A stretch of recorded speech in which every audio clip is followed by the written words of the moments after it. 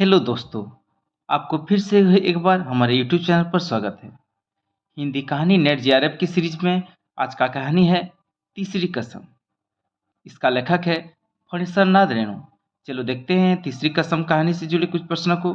आज का पहला प्रश्न है, तीसरी कसम कहानी किस शैली में लिखा गया है? इसका ऑप्शन है वर्णनात्मक, भावात्मक, विवरणात्मक, यथार्थवादी। इसका सही आंसर हो जाएगा, इसका सही आंसर है ये वाला, वर्णनात्मक। आज का दूसरा प्रश्न है, फणीसर नाथ रेणु द्वारा रचित कहानी मारे गए गुलफाम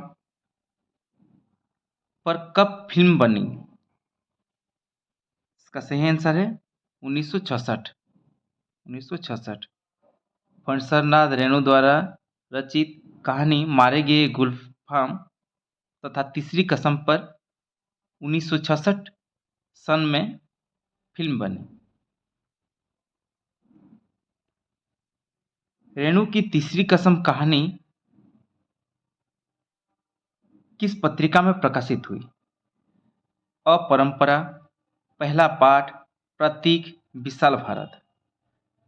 रेणु की तीसरी कसम कहानी अपरंपरा पत्रिका में प्रकाशित हुई।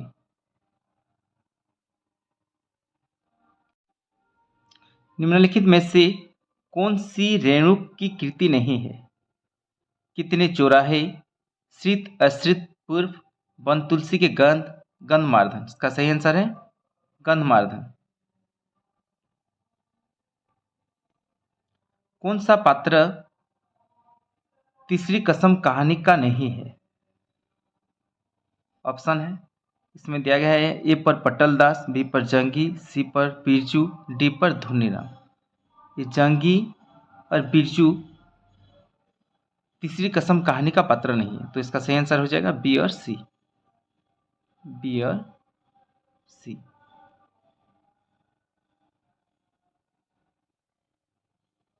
तुम मेरे उस्ताद हो। हमारे शास्त्र में लिखा है, एक अक्षर सिखाने वाला भी गुरु और एक राग सिखाने वाला भी उस्ताद। प्रस्तुत कथन किन पात्रों के बीच हुआ है?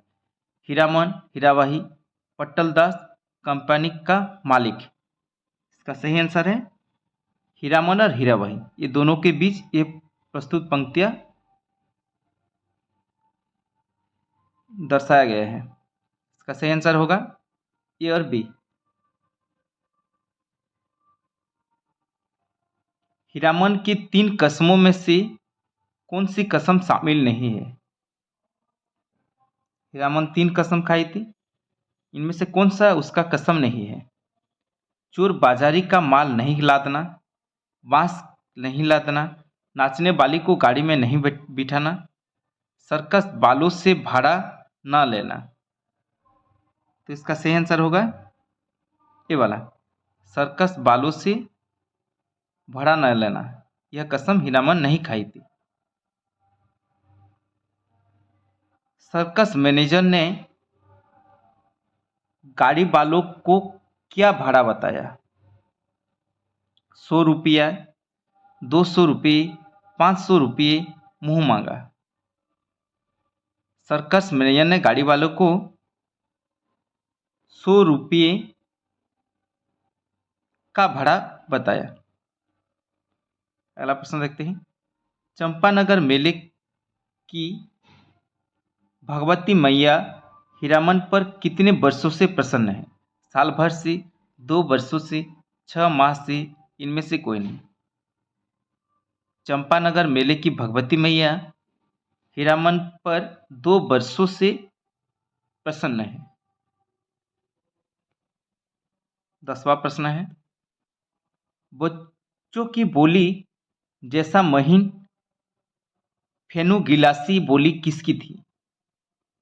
हीरामन की, हीराबाई की, पटल दास की, धन्ना की। इसका सही आंसर है हीराबाई की।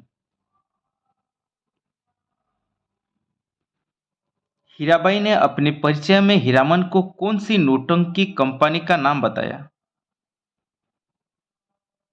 इसका सही आंसर है मथुरा मोहन।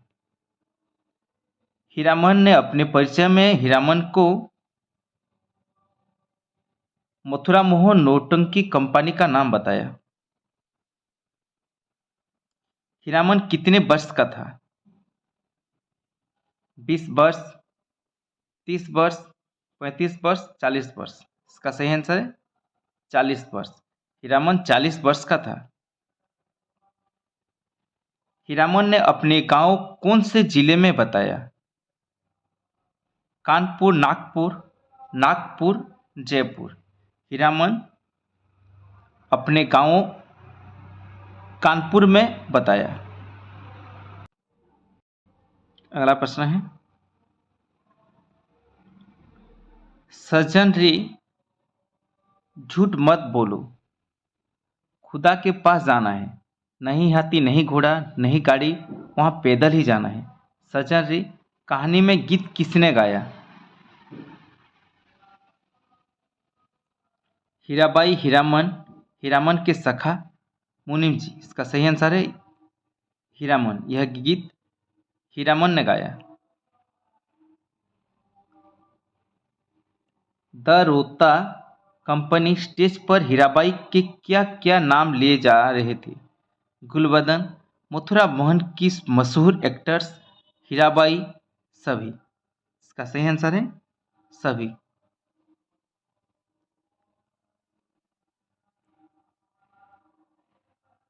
ये सभी नाम बताए जा रहे थे। अगला प्रश्न है, हीरामन के बेलों को भी डबल रोटी बिस्कुट किसने खिलाया था? मालकिन, हीराबाई ने, बड़ी बेटी ने, भाभी ने। इसका सही आंसर है बड़ी बेटी ने।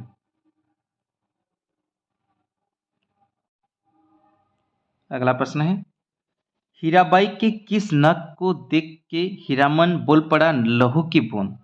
कान के कनक को, नाक के नक छवि को, बालों के लट को, सभी को। इसका सही आंसर होगा ये वाला, नाक के नक छवि को देखकर हीरामन बोल पड़ा लहू की बूंद। अगला प्रश्न है, किस नदी के किनारे टेक्चिया के पास गाड़ी लगा देंगे हीरामन ने कहा? इसका सही आंसर होगा कजरी नदी। ये वाला सही होगा कजरी नदी।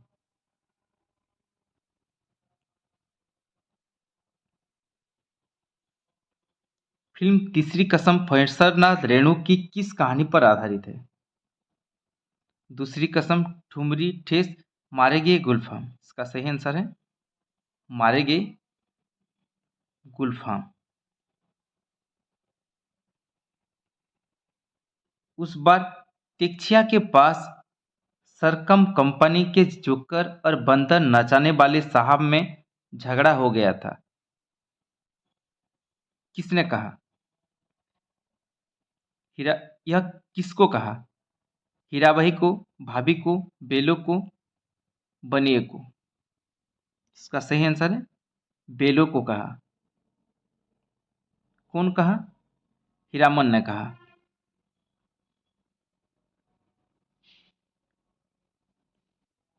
लाली लाली डुलिया में लाली रे दुल्हनिया पान खाई, कौन गा रहा था? हीरामन, हीराबाई, राजा, रानी। यह कौन गा रहा था? यह हीराबाई गा रहा था।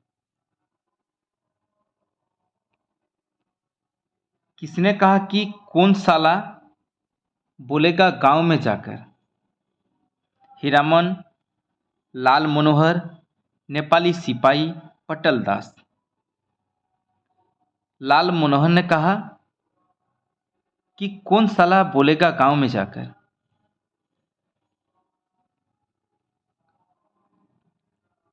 अगला प्रश्न है, कपड़ा घर के अंदर पर्दे पर अंकित लखनलाला राम रसिया सुकुमारी को किसने नमस्कार किया? हीरामन, लाल मनोहर, पटल दास, नेपाली सिपाही। इसका सही आंसर है लाल मनोहर। नहीं, इसका सही आंसर हो जाएगा पट्टल दास। सॉरी, इसका सही आंसर है पट्टल दास। कपड़ा घर के अंदर पर्दे पर अंकित लखन लला और राम रसिया सुकुमारी को पट्टल दास नमस्कार किया।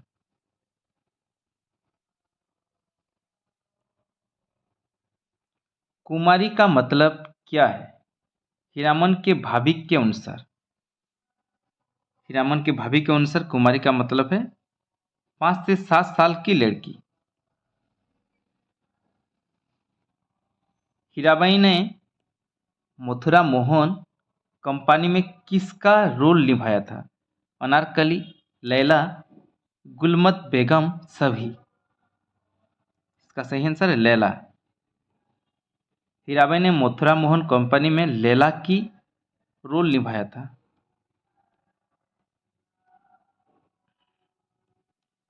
कौन साला बोलेगा गांव में जाकर पलटा ने अगर बदनामी की तो दूसरी बार से फिर साथ नहीं लाऊंगा। तीसरी कसम कहानी में कौन उत्तेजित होकर बोलता है? लाल मनोहर, हीरामन, लहसनबा, हीराबाई। इसका सही आंसर है लाल मनोहर।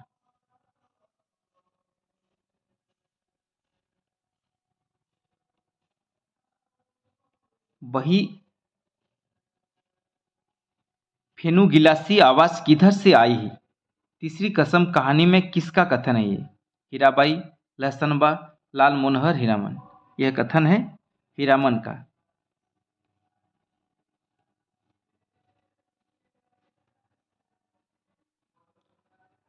लेकिन कंपनी में तो सुनते हैं पातुरिया रहती है। तीसरी कसम कहानी में किसने कहा है? यह कथन है धुनीराम का।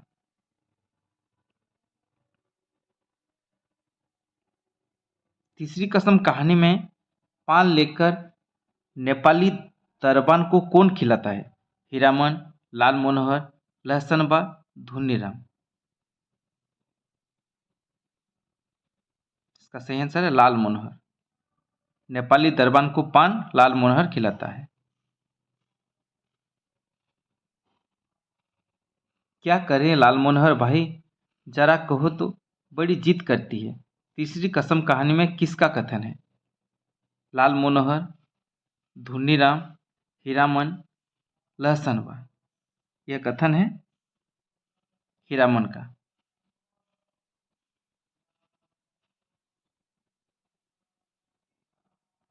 नीचे 27, 28, ऊपर 30, जैसा माल वैसा भाव। तीसरी कसम कहानी में किसका कथन है?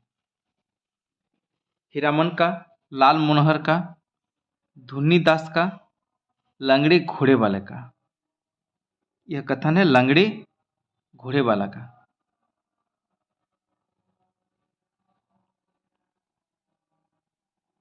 जाने दो अभागे की तकदीर में लिखा नहीं। तीसरी कसम कहानी में किसका कथन है?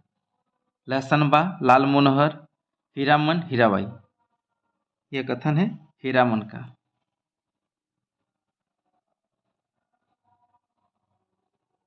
33वां प्रश्न है आज का। अभी गांव जाकर क्या करेंगी? यहाँ तो भाड़ा कमाने का मौका है। हीराबाई चली गई, मेला अब टूटेगा। तीसरी कसम कहानी में किसका कथन है? यह कथन है लाल मनोहर का।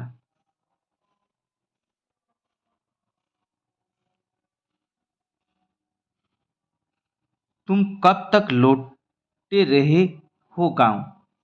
तीसरी कसम कहानी में किसका कथन है? हीरामन, लहसनबा, धुनीराम, लाल मनोहर। यह कथन है हीरामन का।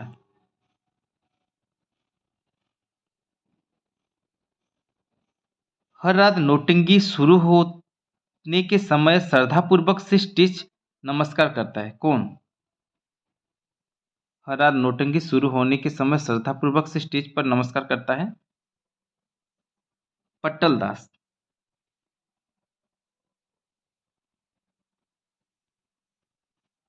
तीसरी कसम कहानी में महुआ घटबारी का गीत किसने किसको सुनाया? महुआ घटवारिन का गीत हीरामन ने हीराबाई से सुनाया।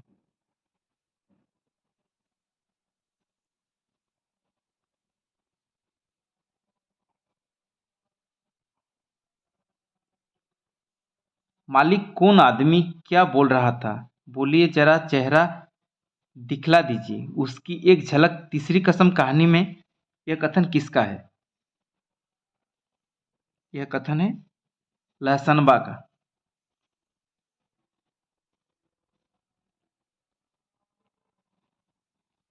हजूर मैं समझ गया, सारी बदमाशी मथुरा मोहन कंपनी वालों की है।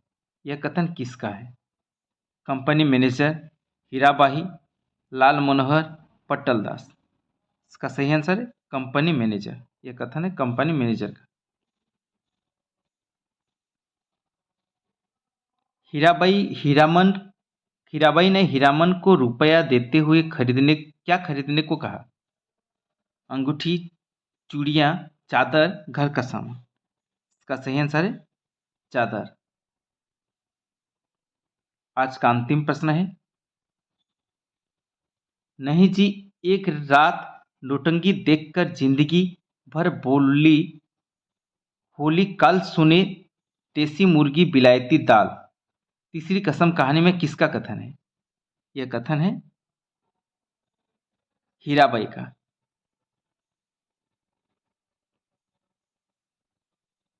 अगर आपको यह वीडियो अच्छा लगता है तो चैनल को सब्सक्राइब कीजिए, लाइक कीजिए, कमेंट कीजिए। धन्यवाद।